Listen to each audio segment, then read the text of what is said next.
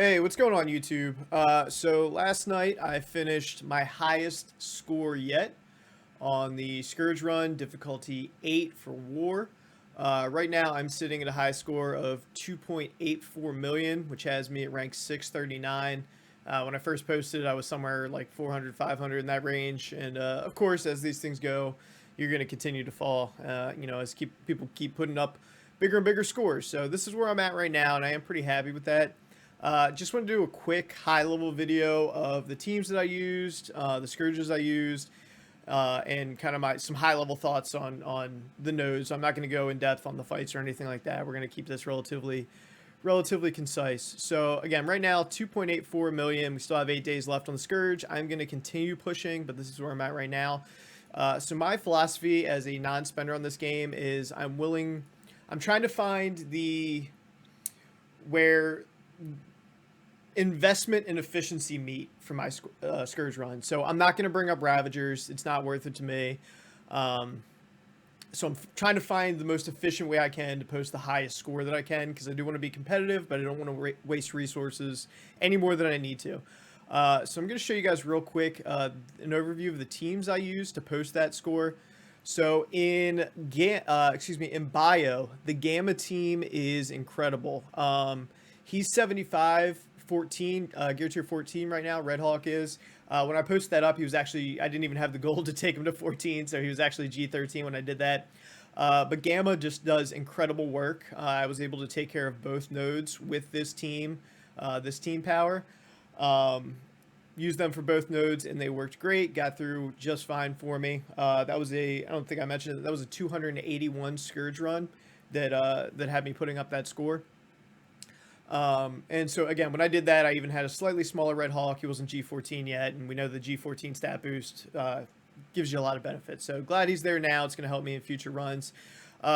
Initially, when I had him so low that he wasn't doing much of anything, I swapped him out for Squirrel Girl, and I wanted to use her later in the Avengers node. So I was just cognizant of her cooldowns and ability usage and all that, but she is a great replacement for him as well if you don't have him built up. So this is a character I'm building up anyway. I'm going to try to get him up, so I don't really count this as an investment into this run for me. I guess it is, but I'm bringing this guy up anyway. It's not just for the Scourge run. This team's amazing, so that's what we're going to do. So node 1 and 2, this team did incredible work for me. I loved them. They were great. I'd highly recommend it. Swap out Squirrel Girl for Red Hawk if you don't have him built yet. So node 3 and node 4 are the Avengers nodes. So what I found with node 3, actually, Bionic Avengers do a great job in that node. I actually found more success when I took out Iron Man. I put Viv Vision right here where Iron Man is, and I dropped in Falcon on the side. My Falcon is very small, all things considered. He is, I think, like 90k power, G14, level 75. But all he needs to do is get to his special, and it gives you turn meter on that first wave that you immediately get ahead of the teams that you're fighting in the waves. And once you get ahead of that and the ability energy starts rolling for the Bionic Avengers team, it's basically a cakewalk. So I totally ran through it with this team, again, using Falcon instead of Iron Man. Falcon does a special, you get ahead of them, and you can roll right through it. They did amazing work for me, and it was so much easier when I brought Falcon in here instead of Iron Man, honestly. It really made a world of difference. So node 4, I actually did not use a SAC team for this. I brought in pure Young Avengers, this team power you see here. And all of these, I should reiterate, all of these are the team powers that I had going into the Scourge. I have not invested in anything except for 3 characters, unless you count Red Hawk, but whatever. Red Hawk was coming up anyway, but as far as Scourge teams that I'm bringing up just for the Scourge, it was 3 characters, and we're going to get to those in a second here. The Young Avengers are incredible. They do amazing work. I found them to be the answer for me in node 4. Bionic Avengers handled node 3 just fine with Falcon. And yeah, YA was great. No surprise there. They're an incredible team. So node 5. And the 3 characters that I invested into for this Scourge specifically. So when we first got word that Hero Asgard was going to be used for War, I brought the entire team up to level 75 G14. The entire team. I was stockpiling resources and hoarding everything I could so that I was able to make a game time decision once I got into the nodes and figured out what was working, who the teams were going to be, all that good stuff. Again, we're trying to meet somewhere in the middle of the minimum investment I can make to produce the maximum score. And what I found and what other people are reporting as well, I think it's pretty clear right now, Thor is an absolute unit. He is incredible. He will carry you through 5 and 10 in a lot of ways. Again, I'm not bringing up Ravagers. My Star-Lord T'Challa was built for DD5. I brought him in there. He's great. But I'm not investing in that team, not just for a Scourge. It's not going to happen. What I was willing to do, because they were doing so well for me, was I took Lady Thor, Thor, and Valkyrie up to level 90. And I was actually sitting on a ton of... I'm a hoarder. So I was sitting on a ton of gear, teal gear, and I went ahead and brought them up to G16.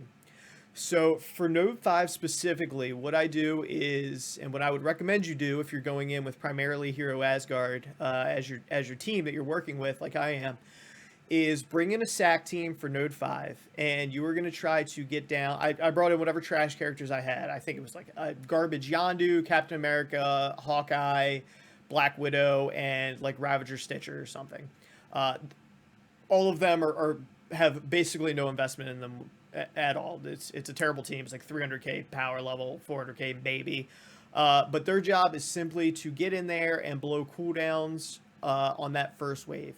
So really, you want to, if you can get through the Silver Samurai ultimate with the stun and his special with the taunt, if you can get through the special with Doctor Strange Heartless, if you can blow the ultimate on Psylocke, the ultimate on Wong, so you're not dealing with the taunt when you come in with the real team, and specifically and most importantly probably Omega Red.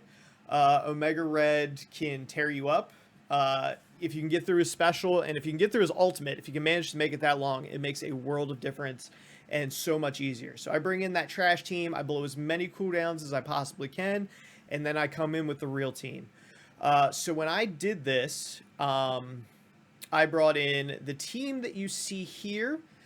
However, I actually took out Sif and I dropped in my Hawk. Now I do have a big Hawk. I've been investing in them for Gamma. He was already this power level going into this. I had him as healer for Node 5, just to help keep the whole team up. And I actually want to kind of prolong that node a little bit. So I brought in healer as Hawk. I left my Heimdall here. I want to make sure that he lives because I found him incredibly useful for Node 10.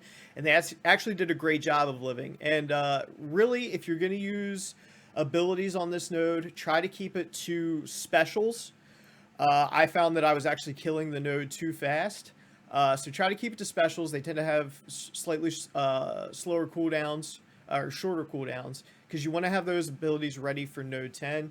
I mainly relied on Thor popping off with his passive. That was so much damage. I think I used a special maybe once in there, but he's going to gain ability energy back through his passive. But yeah, that passive of his, he just pops off and he'll just clear waves, man.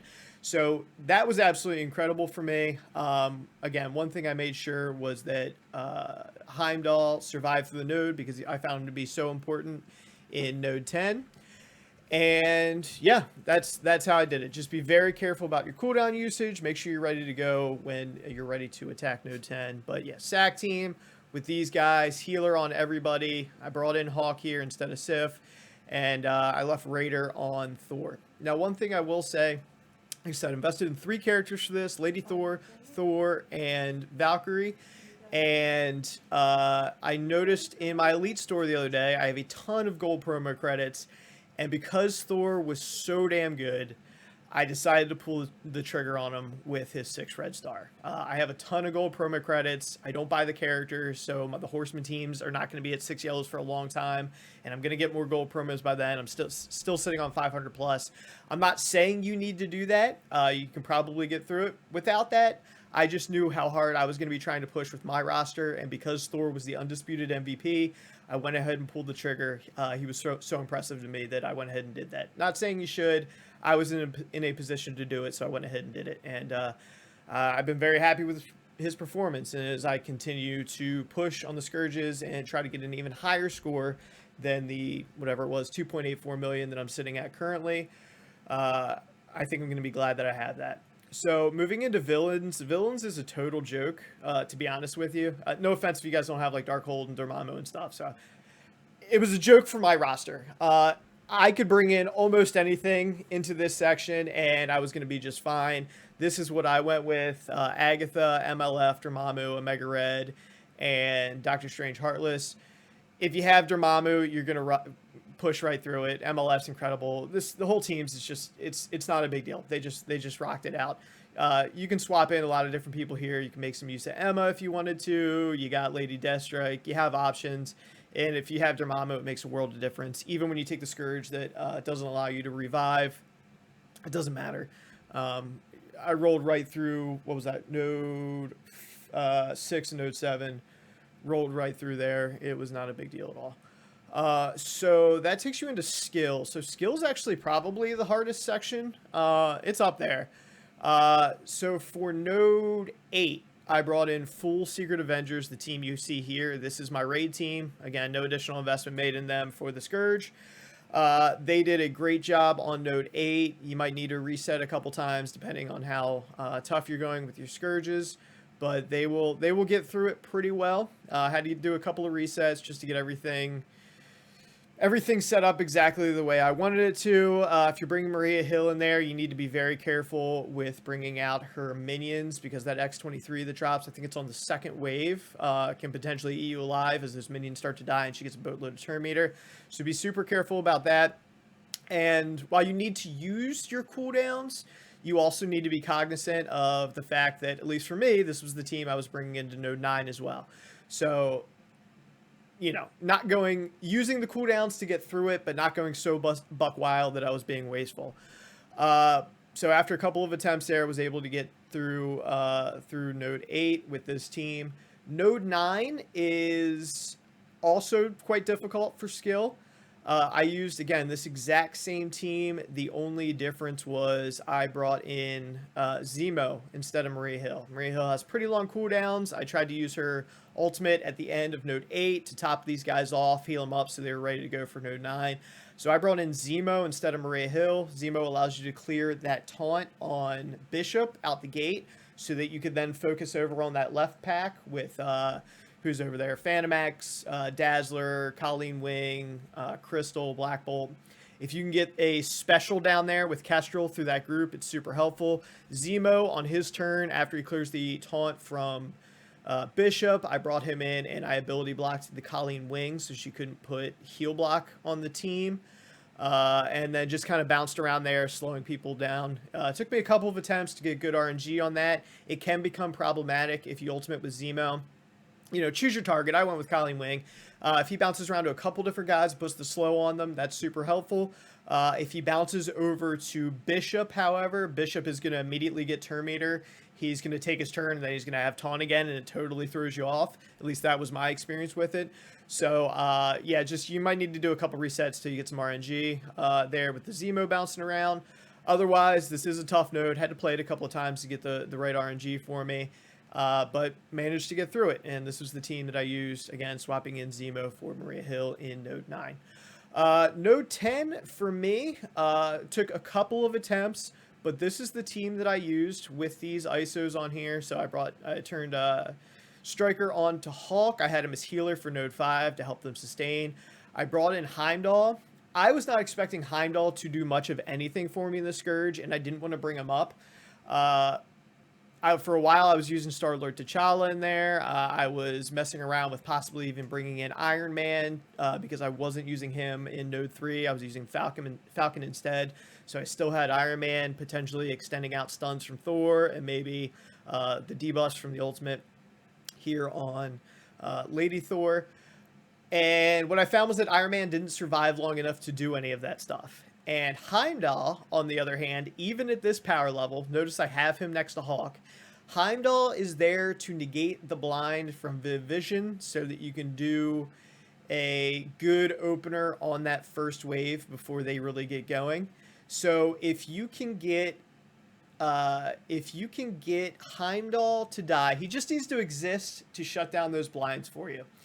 If you can get Heimdall to die and then that Valkyrie passive to trigger to buff these three guys up, it's pretty much good game. And so his job there was to negate blinds for me and then die and trigger that passive. So on that first wave, I really did my best to lock down the Rescue and the Ironheart. Rescue is going to clear on her second turn and give everyone offense up. She's going to clear all their debuffs. Ironheart is going to apply defense down on her second turn, which can be a pain. That being said, I think on the run that I actually got through this and scored my 2.84 million, Ironheart still went off, but by that time, Heimdall had died, and these guys all had the immunity, defense up, and all the different stuff Valkyrie passive gives them, and they just took that to the face. And I kind of just smashed that first wave as best I could, minimizing cooldown usage, and then when the second wave dropped in, I popped off with everything, used everything I could, Thor ultimate, the Lady Thor ultimate to flip stuff into negative effects and all that, and we just cleaned it up.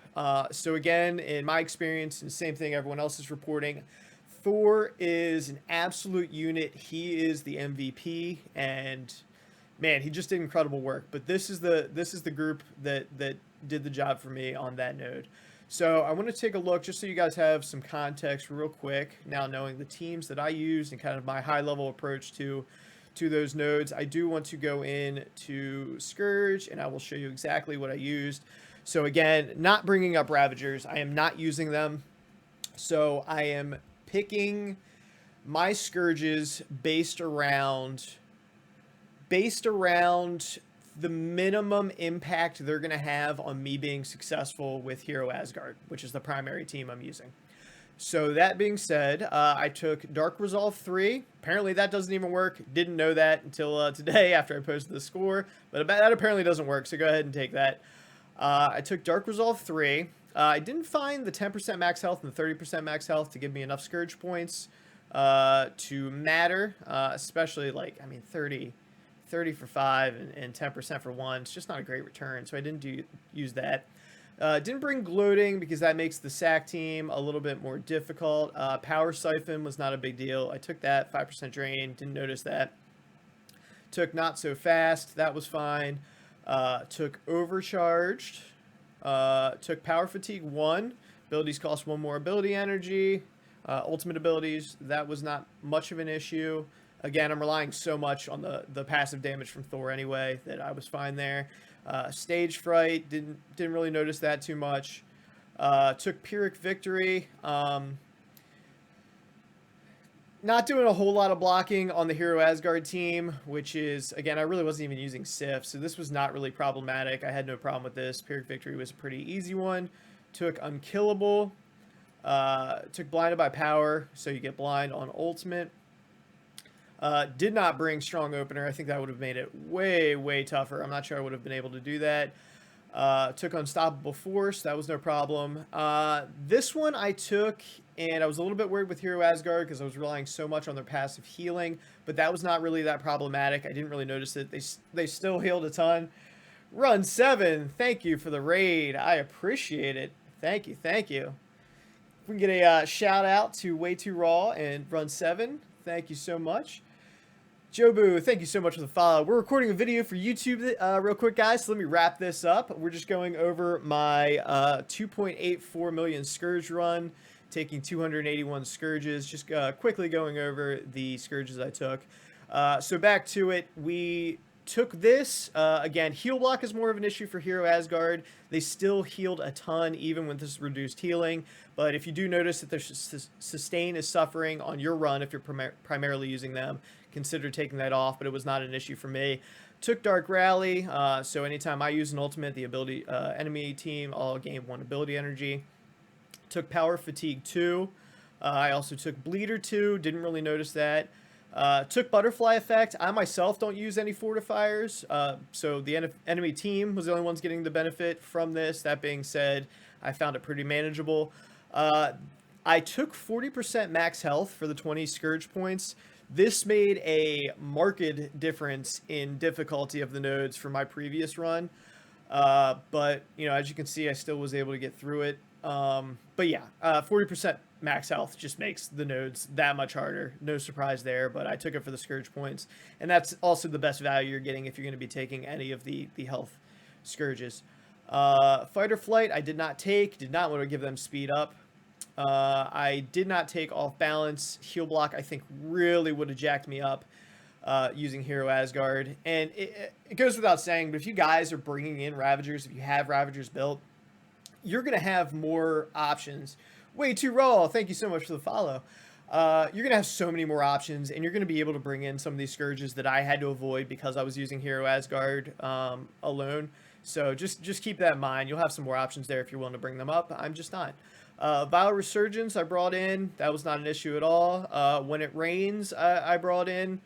I was doing so much damage with Thor that people were dying, and those positive effects can't exist when the character's dead, so that was not really an issue for me. I have not tried Energy Absorption. I've really been relying on negative effects for a lot of these nodes, and this one kind of scares me. I may attempt it in the future. We'll see. I'm not done with my runs yet. And last but not least, I brought in Stay Down. The characters you're going to bring into that villain section are going to probably, if your roster looks anything like mine, which I do have a larger roster, I've been playing for almost 1,600 days, the characters that I brought in there just rolled through that section. It was not a big deal. Nobody died. Didn't need revive once from Dormammu. None of it mattered, and we just crushed it. So this was an easy 30 points to take. So that's that, guys. That is how I got through my run. Again, trying to find a balance between the best and most minimal investments I could make and achieving the most competitive score I could. Future runs, what I think I'm going to attempt, because we still have 8 days left on the Scourge, and I want to keep pushing myself to see how well I can do. I'm going to add 2 Clever on my next run, which is going to give me ability block on special. We're going to see how that goes. And then in addition to that, I think I'm also going to attempt Energy Absorption. This one scares me. Again, really relied on those negative effects. So this is a scary one. I don't know, but that'll give me an additional 40 Scourge points, which should bring me up to I'm so bad at math, 321. So we'll see. I don't know if I'll actually be able to do that, but if I do, I'll update you guys and let you know actually what I ended up at. So that's going to wrap up the video. So as it stands right now, with 8 days left on the Scourge, I am rank 643 with 2.84 million Scourge runs so far. Gonna do my best, see what I can do here. That's with 281 Scourge points. So thank you guys for hanging out. If you made it this far in the video, I appreciate it. If you're not already subscribed, I would appreciate that as well. There's a button down below to do so on YouTube. Down in the description below is going to be a link to my Twitch channel as well as my Discord. Love to have you guys in both. Again, I appreciate you watching. If you liked the video, give it a thumbs up. If you hated it, give it a thumbs down. Let me know if I should be doing something different in the comments. Would love to hear from you. And other than that, we'll see you in the next one. All right, guys, just did another run after my previous one with some input from chat. Appreciate them. They had some great suggestions on Scourges to run, to not run. So we have hit a new high score. We used 331 Scourges for a current score, and we ain't done yet, of almost 3.2, 3.19. That has us right now with 8 days to go at 265. Exciting. We are not going to stop there, however. We will keep pushing. Did want to do a quick update. Teams didn't change. I used more or less the same stuff that I did before. I didn't make any upgrades or anything. I had a little fun with some nodes, but essentially the same stuff that I told you at the beginning of the video, so you're good. So on this particular run, we took Dark Resolve 3, Power Siphon 1, Not So Fast, Mojo Jojo, thank you so much for the follow. We took Not So Fast, we took Overcharged, we took Power Fatigue 1, Stage Fright, 2 Clever, Pyrrhic Victory 2, Unkillable, Blinded by Power, Unstoppable Force, Weakened, Dark Rally, Power Fatigue, Bleeder 2, Butterfly Effect. We got rid of Experimental Serum at the suggestion of chat and added some other stuff, so shout out to chat. That made a world of difference. We took Vile Resurgence 2, we took When It Rains, Enemy Absorption, Rope-a-Dope, which shout out to Juicy in chat here earlier, letting me know that this doesn't seem to really work as it's supposed to. So yeah, make sure you take that. We took Rope-a-Dope and we took Stay Down. So there you guys have it. We are at almost 3.2 million at 331 Scourges. We're not stopping there, though. I'm going to keep pushing it. I'm going to see, without making any more significant upgrades to the teams that I'm using here at Asgard, leaving everything as is, more or less, and we're going to see how much further we can push this to go. So, again, thanks for hanging out with me. Appreciate you. Thanks for watching. Give me a thumbs up if you liked it, thumbs down if you hated it. Remember to subscribe. I love you very much, and I'll see you in the next one.